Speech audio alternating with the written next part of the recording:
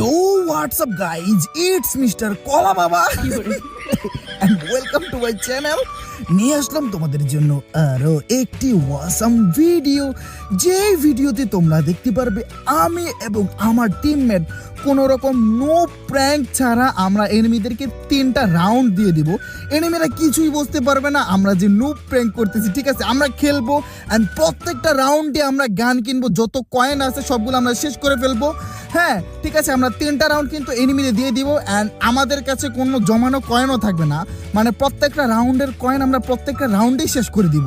এনিমিরা 3টা ম্যাচ জিতার পরে আমরা এনিমিদেরকে আকাশ ভরা তারা উলালালালা করবো।